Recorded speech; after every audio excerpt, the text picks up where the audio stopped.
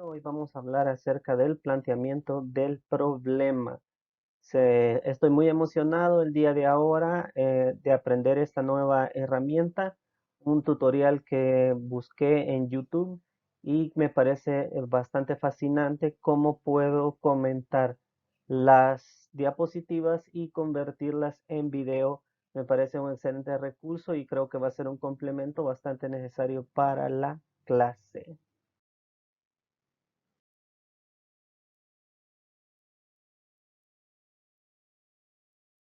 Bien, en primer lugar vamos a hablar acerca de algunas consideraciones generales acerca del planteamiento del problema.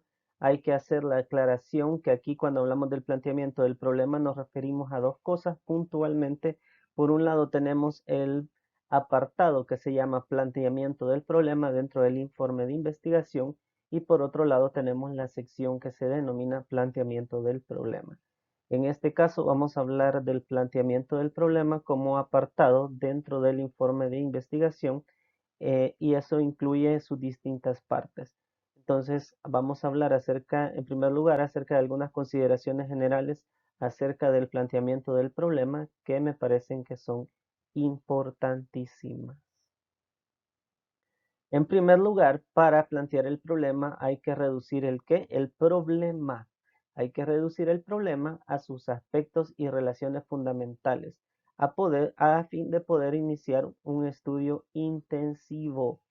Cuando hablamos del planteamiento del problema, se estudia intensivamente el problema que se desea estudiar. Entonces, hay que reducirlo a sus aspectos y relaciones fundamentales. Esto se hace a través de una lógica hipotético-deductiva.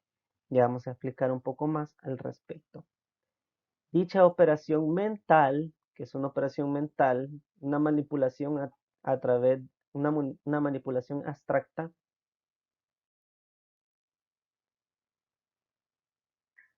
Luego tenemos que destacar aquellos elementos y vínculos que la teoría y la práctica señalan como importante. Esto tiene relación con la síntesis.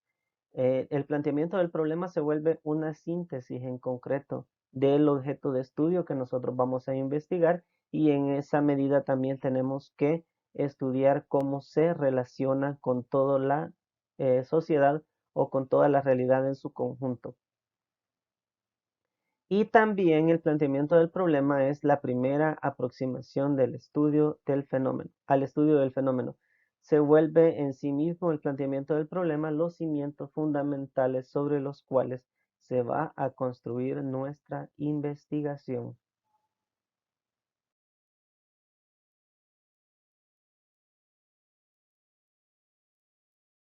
Ahora, ¿qué se necesita para plantear el problema? Fundamentalmente para plantear el problema se necesita recopilar datos teóricos y empíricos. Esto se vuelve fundamental en la medida que en el planteamiento del problema nosotros expresamos qué tanto nosotros conocemos del problema y qué es lo que nosotros desconocemos, que es precisamente lo que vamos a estudiar. También dentro del planteamiento del problema trabajamos en la construcción de los objetivos. Hablamos del marco teórico y conceptual. Esto riñe un poco con las nociones preconcebidas que nosotros tenemos acerca de las investigaciones y su proceso. Para Rojas Soriano, el proceso de investigación, sobre todo el social, es exageradamente dinámico y las realidades están en continuo cambio y transformación. Así que no es de esperarse que en la medida que nosotros construimos el planteamiento del problema, también estamos construyendo el marco teórico y conceptual. En un primer momento, este marco teórico probablemente no esté del todo desarrollado, pero sí tenemos que tener lineamientos generales y tenemos que tener alguna idea de cuál va a ser nuestra posición teórica frente al objeto de estudio. Hay que establecer hipótesis de trabajo. Hay que tener mucho cuidado con las hipótesis de trabajo para no confundirnos. Este es un modelo planteado por Rojas Soriano, en el que sí o sí, es un hecho frente a la realidad de los investigadores. Cuando empezamos a investigar surgen ciertas hipótesis, hipótesis que no están necesariamente definidas o que no necesariamente están contempladas dentro del trabajo de investigación, pero son hipótesis que se realizan y que es necesario establecerlas dentro de los parámetros del planteamiento del problema antes de iniciar la investigación. También hay que sistematizar toda la información empírica disponible. Y cuando nos referimos a la información empírica disponible es todas las aproximaciones que hemos tenido nosotros al fenómeno de estudio. Aquí podemos hacer uso de informantes clave, la lectura de informes, manuales, podemos leer tesis, etcétera. Toda aquella información que sea necesaria y nuestras primeras aproximaciones al fenómeno u objeto de estudio. Y también que la investigación no sigue en la práctica una secuencia lineal. Esto es importante explicarlo y es importante que lo tengamos suficientemente claro. Las investigaciones sociales y las investigaciones en general no siguen una secuencia lineal, lo que significa que las investigaciones son exageradamente dinámicas y también el hecho de que continuamente podemos nosotros regresar, retomar, redefinir o redistribuir algunos aspectos de nuestro proceso de investigación.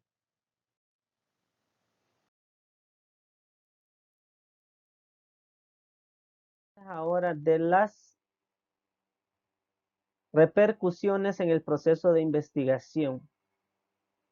En el transcurso de cualquier investigación surgen con frecuencia problemas diversos cuyo origen es el planteamiento confuso o incorrecto de la cuestión que se estudia. Lo fundamental de esto es que cuando nosotros no hacemos correctamente el planteamiento del problema, hacemos un efecto cascada. Eso significa que cada una de las fases siguientes van a tener traspiés y entonces hay que volver continuamente al planteamiento del problema para rediseñarlo y reestudiarlo y reelaborarlo. Y esto nos genera muchos problemas en el proceso de investigación científica.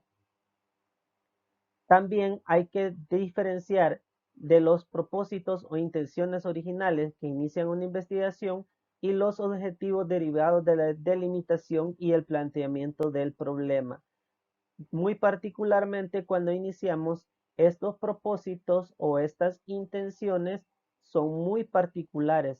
Eso significa que son propiamente de uno o de varios investigadores. Estos propósitos o intenciones fundamentales no necesariamente están contenidos dentro del informe, aunque tienen que tener relación directa cuando nosotros elaboramos lo que son los objetivos derivados de la delimitación y el planteamiento del problema.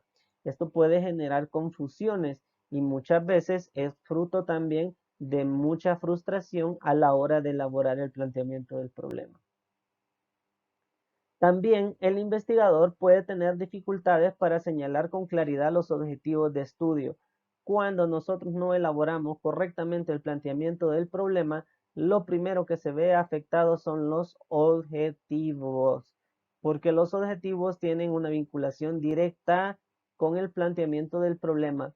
Cuando nosotros ya sabemos cuál es el problema, podemos saber cuáles van a ser nuestros objetivos o cuáles van a ser nuestros propósitos en la investigación. Es decir, qué es lo que vamos a investigar. Es decir, que no podemos estudiar lo que no conocemos. No podemos transformar lo que no conocemos. También otro de los problemas que tenemos en la elaboración inadecuada del planteamiento del problema es incongruencias. Esto es fundamental y es una de las cosas que más genera dificultad a la hora de la evaluación de los trabajos o de los procesos de investigación o de los informes de investigación. Esta incongruencia es entre los elementos, entre cada uno de los elementos del informe de investigación o de la investigación en sí misma. Y entonces eso genera lo que estamos hablando, un efecto cascada, es decir, que no hay cohesión entre las distintas partes de la investigación y entonces por eso la investigación carece de validez y esto es importante recalcarlo. También un problema mal planteado es de esperar que se realicen hipótesis que estén mal planteadas. Si nosotros planteamos mal el problema, vamos a plantear mal la solución. Así de sencillo. Entonces lo que hace es que genera discordancias, ¿sí? Entonces ahí es donde nosotros vemos la importancia de la elaboración adecuada del planteamiento del problema para la conformación de objetivos, para la coherencia de los elementos que la conforman, para la elaboración de hipótesis adecuadas y para resolver de manera concreta el problema o aportar soluciones al problema. Y también la incorrecta formulación del problema genera tergiversación de los objetivos. Esto también es fundamental. Cuando nosotros no elaboramos bien el planteamiento del problema, constantemente estamos tergiversando los objetivos y entonces los objetivos nunca están correctamente formulados y eso conducirá indudablemente a la selección y al diseño de instrumentos de manera inadecuada. Entonces, esto se vuelve fundamental porque esto lo vemos nosotros más adelante y genera demasiadas frustraciones. Cuando nosotros llegamos al final de la investigación y empezamos a elaborar los instrumentos para recabar la información en el campo, nos damos cuenta que el planteamiento del problema tiene incoherencia con lo que nosotros queremos estudiar y con los propósitos iniciales de la investigación. Y tenemos dos alternativas: o botamos todo el trabajo y empezamos de cero, o modificamos los objetivos o modificamos los instrumentos.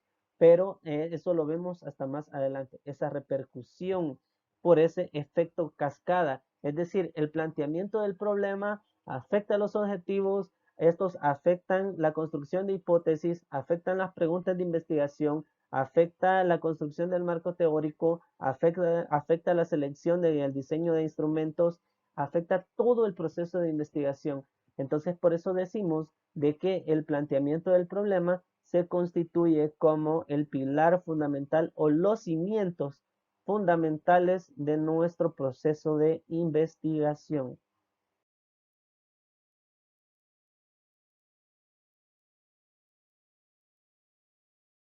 Bien, hoy vamos a hablar de la delimitación y ubicación del problema y del campo de investigación. Esto es fundamental. Tenemos ahí un mapa de El Salvador, ya vamos a explicar por qué. Primero tenemos que señalar los límites teóricos del problema. Esto no es concreto, no se puede visualizar dentro del trabajo de investigación a menos que nuestra casa de estudio nos lo pida, nos lo- nos pida que lo presentemos de manera tácita dentro de nuestro informe de investigación. Pero los límites teóricos del problema los construimos nosotros como investigadores al estudiar la teoría.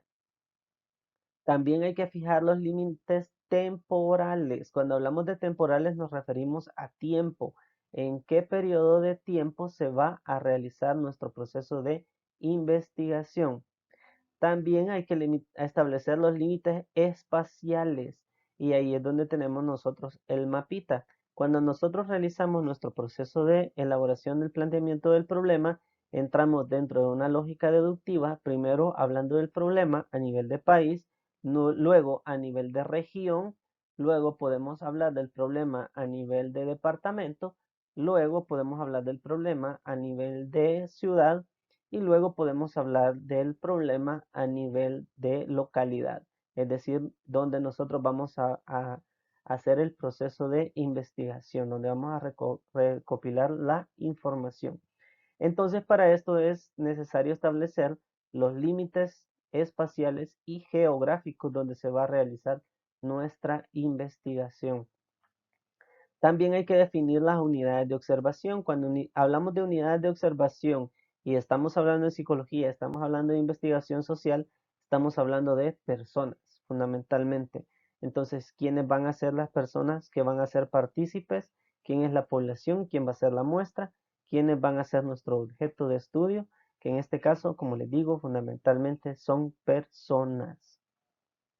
Y luego situar el problema. ¿Dónde vamos a situar el problema?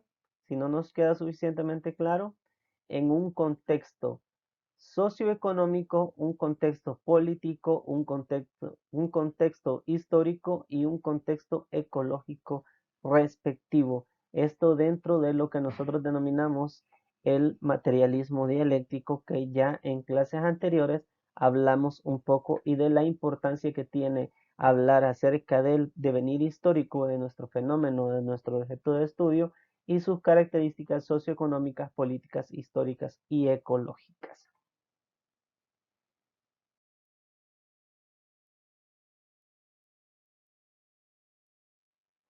Bien, hoy vamos a hablar acerca de dos ideas fundamentales citadas por Rojas Soriano que nos ayudan a comprender la importancia del planteamiento del problema. Dos ideas bien concretas. En un primer momento nos dice, un problema bien planteado es la mitad de la solución. Y como vemos, como uno de los grandes, Rojas cita a otro autor dentro de su libro, que es Roussel. Esto lo hace en el año 2013.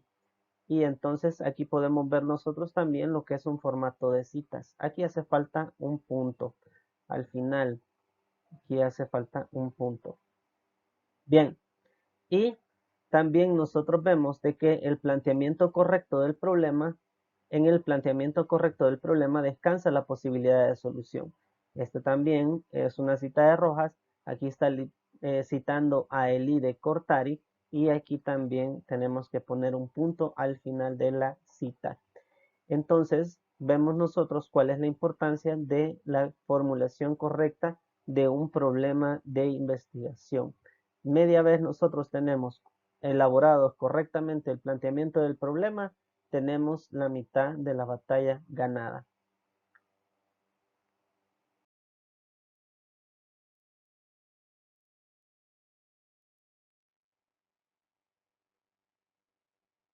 Bien, vamos a hablar ahora acerca de tres criterios para el planteamiento de buenos problemas de investigación. Esto también es del libro de Rojas, pero aquí está citando a Fred N. Krelinger. Les debo el año. Para esto hay que expresar una relación entre dos o más variables. Esto es fundamental, ya lo había explicado en la clase anterior, para la elaboración de un buen tema y por ende la elaboración de un buen planteamiento del problema se necesitan al menos dos variables. Esto se vuelve fundamental y no es tampoco camisa de fuerza. También puede existir un proceso de investigación en el que exista una variable. No hay ningún problema. También debe de formularse claramente y sin ambigüedades. Esto también es fundamental y comparte casi las mismas características con el tema de investigación.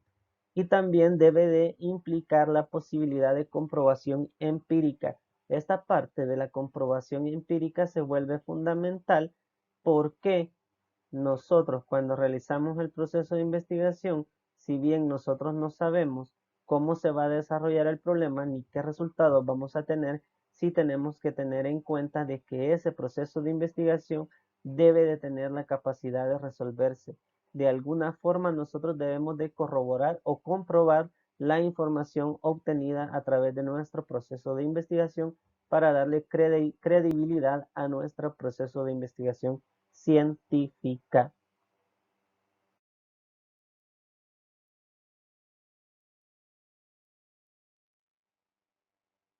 Bien, ¿qué partes son las que componen el planteamiento del problema? Veamos detenidamente cada una de ellas. Tenemos la descripción del problema de investigación. Aquí tenemos el primer apartado. Dentro, el primera sección del apartado, dentro de lo que es el apartado del planteamiento del problema, tenemos la parte de descripción del problema de investigación. ¿Sí? Descripción del problema de investigación. Al final, este problema debe de terminar con una pregunta. Una, ¿sí? Esta se saca del tema. Es decir, el tema nosotros lo construimos en una pregunta. Y esa pregunta fundamental del planteamiento del problema es la que se constituye en todo nuestro núcleo de investigación. Esa pregunta, que es fundamentalmente la construcción de nuestro tema de investigación y transformarlo en pregunta. Luego tenemos la parte de justificación. ¿Qué es la justificación? La justificación es un apartado que explica las razones o los motivos por los cuales se pretende realizar la investigación. Por lo general es breve y concisa. Cuando nosotros hablamos que la justificación es breve y concisa, no nos referimos a un párrafo. Aquí hay bastantes inconsistencias con los trabajos de investigación cuando hacemos eso, porque lo que sucede es de que nosotros al ver su informe de investigación nos damos cuenta que la justificación muchas veces la tratan de expresar en un párrafo y hay mucha confusión con la descripción del problema de investigación con la justificación. Muchas veces se mezclan. Eso es porque dentro de la descripción del problema de investigación tratamos de justificar la importancia del problema. Entonces, separar ambas cosas es un ejercicio mental que si bien puede parecer complicado, no necesariamente lo es. Luego están los objetivos.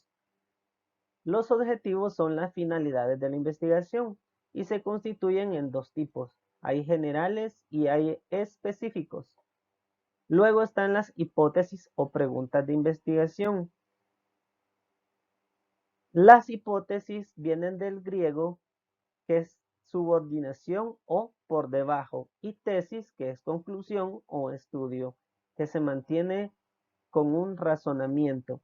Entonces las hipótesis son un razonamiento que está debajo de la superficie. Luego está una delimitación temporal y espacial. ¿Dónde se va a realizar la investigación? ¿En qué periodo de tiempo? ¿Y con quiénes se va a trabajar? Y luego tenemos un cronograma de actividades. Esta es una tabla o gráfico en la que se indica el momento en que se va a realizar una tarea, una labor en el tiempo. Muy bien, esto que ustedes ven aquí, todo este esquema es un diagrama de palabras clave, ¿sí? Este de acá. Entonces, estas formas son síntesis en las que ustedes toman un gran volumen de información y construyen ustedes una síntesis que, si bien es pequeña, ustedes pueden observar que no es necesariamente extensa, abarca una amplia cantidad de contenido. Y esta es una excelente forma de estudiar, una magnífica forma de estudiar.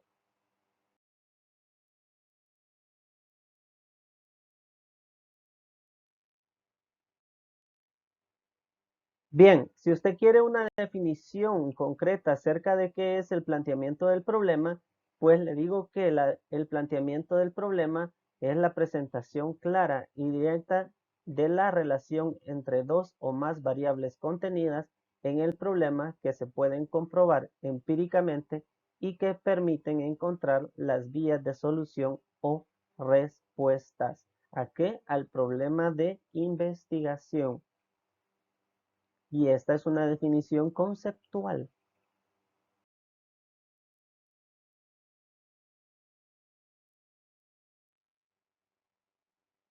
Ahora tenemos una serie de ejemplos, no del planteamiento del problema completo, pero sí del planteamiento específico del problema, es decir, cuando nosotros lo construimos como pregunta.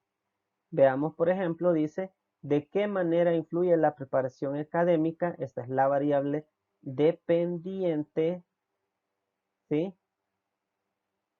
Preparación académica,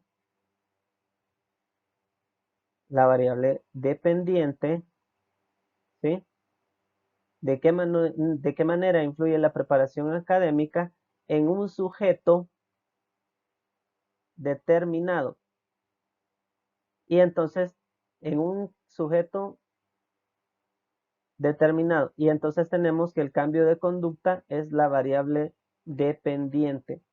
Para que nos quede un poco más claro, lo tenemos acá de otra forma. Dice, ¿cómo puede utilizar los conocimientos académicos un sujeto que le permitan lograr movilidad social, económica y cultural dentro de una sociedad determinada? ¿Cómo influye la preparación académica en un sujeto para el desarrollo de una conciencia flexible y racional? Entonces, aquí tenemos que la variable dependiente, en el caso de la segunda pregunta, son los conocimientos académicos. Esto de acá, los conocimientos académicos. ¿Sí? Y entonces la variable dependiente es la movilidad social, económica y cultural.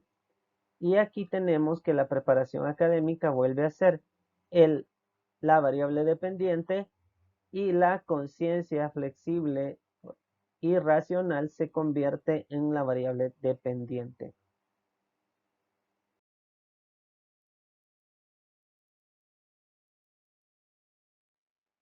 Bien, preguntas que hay que responder cuando elaboramos el planteamiento del problema.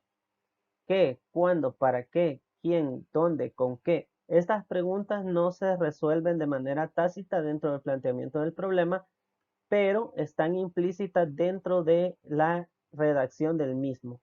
Entonces, todas estas preguntas hay que responderlas dentro de la formulación del planteamiento del problema. Hay que responder qué es el proceso, qué es el problema, cuándo, dónde se va a realizar la investigación, para qué, por qué, para qué se va a realizar la investigación, quién, quiénes van a ser los participantes, con quién se va a trabajar, dónde, en qué lugar, con qué recursos se va a utilizar, con qué se va a trabajar. Hay que preguntarse también cómo lo vamos a hacer, por qué lo vamos a hacer, cuándo, en qué periodo de tiempo, qué relaciones se pueden establecer entre el problema de investigación que nosotros tenemos y la realidad concreta o los demás problemas, es decir, la relación que el problema tiene con los demás problemas de la sociedad o los demás problemas de la realidad social. ¿Cuáles son los puntos esenciales de la problemática? Esto es fundamental, los puntos esenciales de la problemática. Entonces, cuando hablamos del planteamiento del problema, tiene que ser una síntesis y tiene que expresar las relaciones fundamentales o esenciales, ¿sí?, de nuestra problemática. Entonces, por eso tiene que ser concreto. Hay que ser lo menos difuso posible y hay que hablar específicamente de las cosas que a nosotros nos interesan de nuestro problema de investigación, específicamente las cosas esenciales de la problemática. ¿Cuáles serían las alternativas de solución de la investigación? Dentro del planteamiento del problema, ya estamos hablando de algunas alternativas de solución. Esto se vuelve fundamental porque ya desde el planteamiento del problema nosotros ya tenemos una idea de más o menos por dónde se tiene que resolver nuestro problema de investigación. Y luego hay que establecer las relaciones entre las variables dependiente e independiente de nuestro tema de investigación. Y no hay que olvidar que esa relación tiene que ser directa con el planteamiento específico del problema. Las relaciones entre las variables. Esto es fundamental.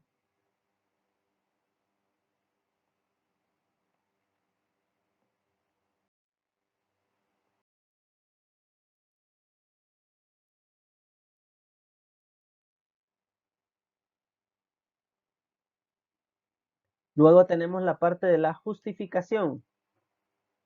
En la justificación hay que explicar por qué es importante realizar la investigación. Así de sencillo.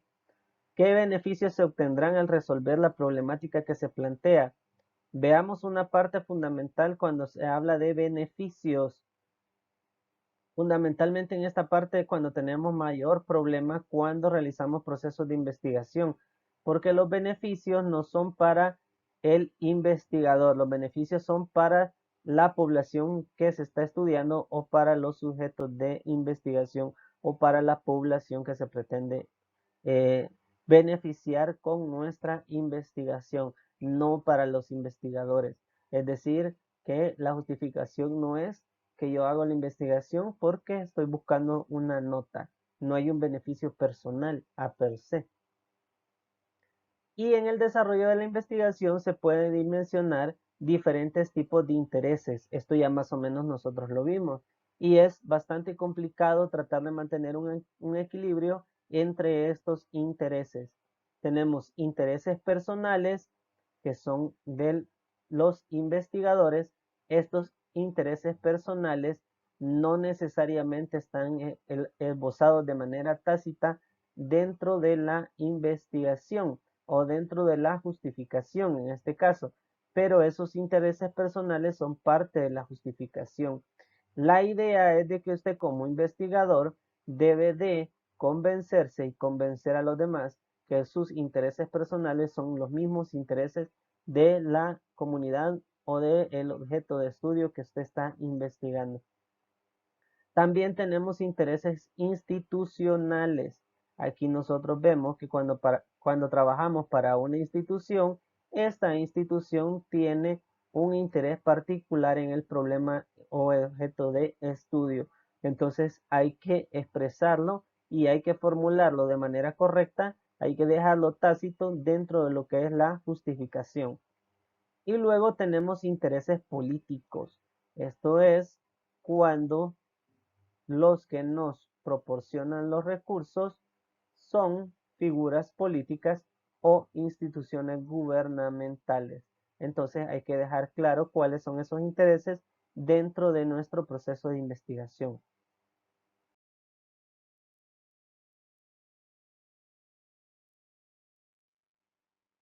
Bien, hoy vamos a ver la parte de los objetivos de investigación. Los objetivos de investigación, y para eso está esta figurita de aquí, son un faro. Así de sencillo, un faro. Es decir, que nuestros objetivos de investigación guían nuestro proceso de investigación científica. Los objetivos son una parte fundamental en el proceso de investigación científica o de cualquier estudio que se desea realizar. Estos nos permiten predecir, explicar y describir nuestro fenómeno u objeto de estudio, los fenómenos y adquirir conocimientos de los fenómenos estudiados. También con los objetivos se busca la finalidad de la investigación, es decir, es la referencia que guía o permite el desarrollo de la propia investigación. Esto de los objetivos se vuelve fundamental y es también parte de mucha confusión cuando realizamos los procesos de investigación. Y la elaboración correcta de los objetivos de investigación es una especie de habilidad que se desarrolla solamente en la práctica. Entonces se vuelve en cierta medida un poco complicado y dependen bastante de la formulación correcta del planteamiento del problema, por lo que hablábamos al principio del efecto de cascada.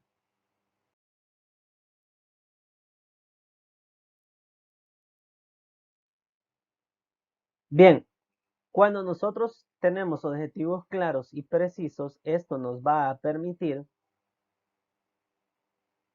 extender y desarrollar los conocimientos de un tema, es decir, desarrollar fundamentalmente nuestro problema de investigación. Nos va a permitir también profundizar y preguntar acerca de tesis o argumentos científicos.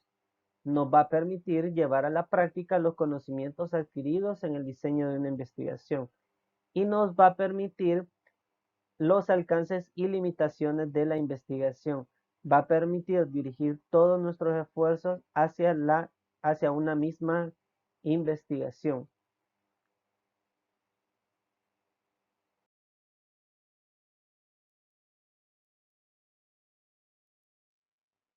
Luego tenemos que hay dos tipos de objetivos. Esto la mayoría ya lo conoce.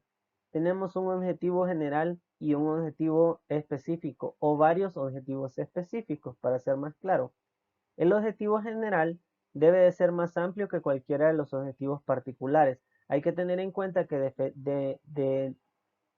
dependiendo de la postura teórica que nosotros ocupemos, se le llama también a los objetivos específicos, también se le llama objetivos particulares.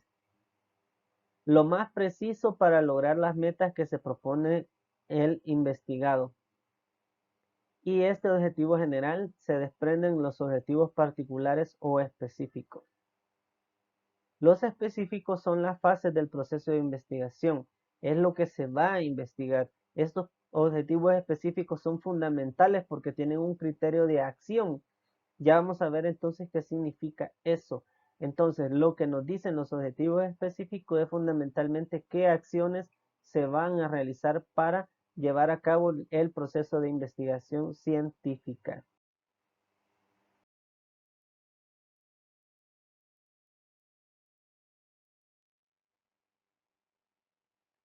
En la formulación de los objetivos se utilizan verbos en infinitivo, es decir, verbos que no están conjugados, aunque la obra de Benjamin Bloom, aquí está el año 1960, es una clasificación de metas educativas y no una guía para la redacción de objetivos de investigación.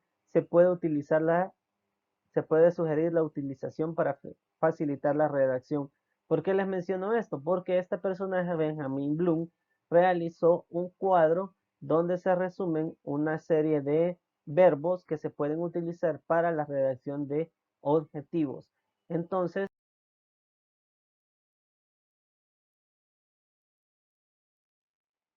aquí los tenemos. Tenemos una serie de verbos que nosotros podemos utilizar para la redacción de objetivos, ¿sí? Y tenemos distintas categorías de análisis, si nosotros las queremos ver así, o distintas categorías de verbos. Están agrupados en distintas partes. Entonces tenemos que dependiendo de lo que nosotros queramos realizar dentro de nuestro proceso de investigación, así van a ser los objetivos que nosotros realicemos. Y si nosotros tomamos al azar cualquier palabra de aquí, vamos a ver que tiene implícita una acción. Imaginémonos que estamos hablando de operar. Estamos hablando de operar, por ejemplo, operar. Cuando estamos hablando de operar, estamos hablando de manipular. Va a haber que manipular algo. Entonces estamos realizando una acción fundamental. Y entonces todos estos verbos ustedes también los pueden encontrar en internet también. Usted pone la taxonomía de Bloom o la clasificación de verbos para objetivos y le va a salir toda esta lista sin ningún problema.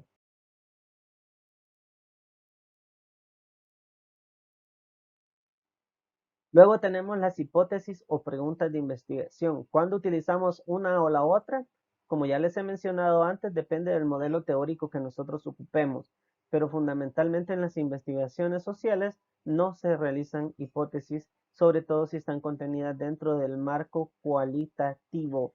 Dentro del marco cuantitativo, por lo general, se realizan hipótesis.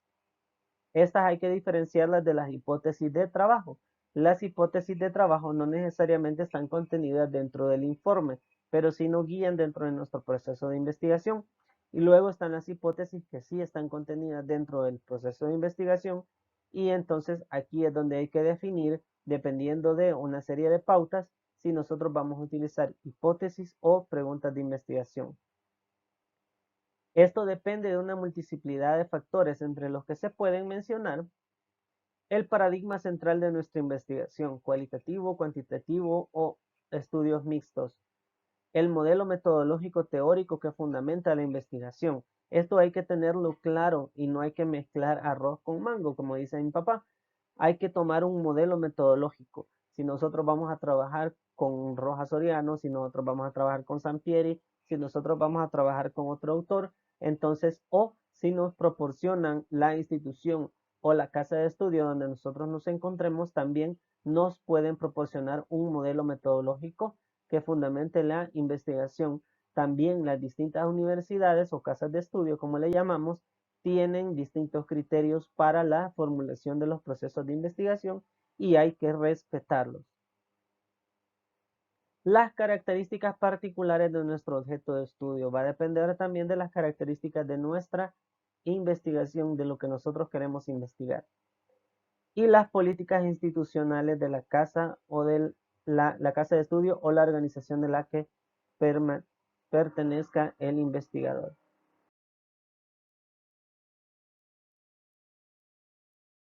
Bien, veamos las hipótesis, algunas características particulares de las hipótesis.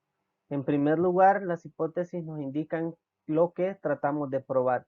Es decir, las hipótesis son una explicación puntual de lo que se quiere realizar en el proceso de investigación científica y qué es lo que se va a comprobar, que es lo más importante. Las hipótesis son explicaciones tentativas al fenómeno investigado. Tentativas en la medida que las hipótesis todavía no son una respuesta porque todavía no lo hemos comprobado. Cuando nosotros decimos explicaciones tentativas, decimos que es una probabilidad. Es la probabilidad de que sea la respuesta a nuestro problema de investigación, pero todavía está como una posibilidad, una probabilidad. Todavía no se ha comprobado. Se derivan de la teoría existente. Esto es importantísimo. La teoría. Las hipótesis se derivan de la teoría. No nos las sacamos de la manga de la camisa, como dice mi papá. Y las hipótesis deben de formularse a manera de proposiciones. No deben de formularse de manera de preguntas. Hay que ser afirmativos cuando nosotros hacemos las hipótesis.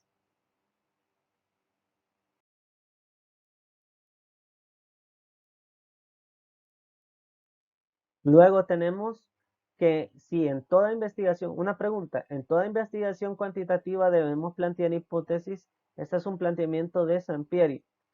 Y Sampieri nos dice que tampoco, no en todas las investigaciones cuantitativas se realizan hipótesis. Recuerden de que Sampieri maneja bastante de manera particular y a mí me parece valiosa la forma de solucionarlo. Si en la investigación utilizamos hipótesis o preguntas, Sampieri nos dice que por lo general dentro de las investigaciones cuantitativas usamos hipótesis y si utilizamos investigaciones cualitativas utilizamos preguntas de investigación. Me parece válido el aporte y es una forma bastante, bastante buena de resolverlo. Pero no en todas las investigaciones cuantitativas se realizan hipótesis. Por ejemplo, veamos los diferentes tipos de hipótesis que podemos realizar. En un estudio exploratorio no se formulan hipótesis. Esto dentro del paradigma cuantitativo.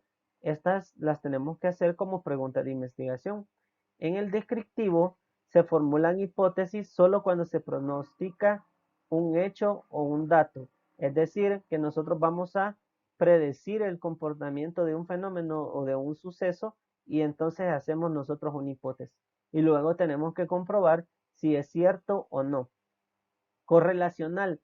Se formulan hipótesis correlacionales. Más adelante vamos a ver esto, pero lo que significa que A incide en B. Es decir, que A causa B o afecta a B. Y también están las hipótesis dentro del paradigma explicativo. Se formulan relaciones causales. Cuando hablamos de relaciones causales estamos hablando de causa y efecto.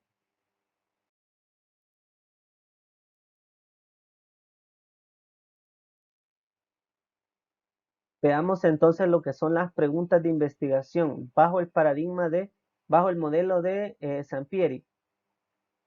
Las preguntas, dice Sampieri, y para esto se afianza de otro autor que es León y Montero, mencionan los requisitos que deben de cumplir las preguntas de investigación. Dice, primero que no se conozcan las respuestas. Obviamente, si ya nosotros sabemos la respuesta, ¿para qué hacemos la pregunta? Que pueden responderse con evidencia empírica. Esto es importantísimo. Si nosotros no lo podemos comprobar, entonces no debemos investigar. Y aquí tenemos que ver que estos datos deben de ser observables o medibles. Esto es positivismo, ¿sí? Solamente podemos aceptar nosotros aquellos datos que sean observables o medibles.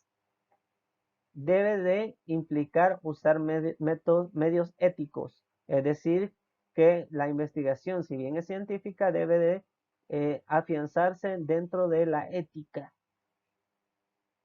que sean claras, que el conocimiento se obtenga sea sustancial, es decir, que aporte algo para el cuerpo de estudio.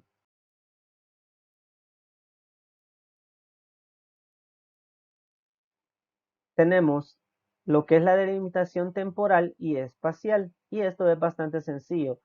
La delimitación temporal, delimitación espacial. Temporal, el tiempo en qué periodo de tiempo se va a realizar nuestra investigación. Pueden ser días, meses o años. Y la delimitación espacial, que es la ubicación geográfica donde se va a realizar la investigación. Como ejemplo, tenemos, por ejemplo, la escuela, que es algunos de ustedes han tomado a bien estudiar dentro de lo que es la escuela. Entonces, la escuela es la delimitación espacial, donde se va a realizar la investigación. Tenemos lo que es nuestro cronograma de actividades. Que el cronograma de actividades es una cosa muy sencilla. Es un gráfico o una tabla en donde se realiza de manera directa, se ponen cada uno de los pasos que se van a realizar dentro del proceso de investigación y se ponen plazos que normalmente se reflejan en semanas o meses, y esto nos va a ayudar a nosotros a guiar nuestro proceso de investigación científica. Bien, y de esta manera damos por concluida la clase del día de ahora. Espero que les haya gustado, que les haya agradado, y espero que tengan un sinnúmero de preguntas que pueden realizar a través de la plataforma y que vamos a responder de manera directa a través de la transmisión en vivo también de YouTube. Así que vamos a tener una clase bastante sustanciosa y espero que les sea de su agrado. Permítame decirle que es la primera vez que nos encontramos frente a esta tecnología y me parece de manera fantástica la realización de la misma, y espero que contribuya a su desarrollo personal y profesional, y espero también de que sea de su agrado. Y si le gustó, espero el like y espero que les guste mucho. Adiós.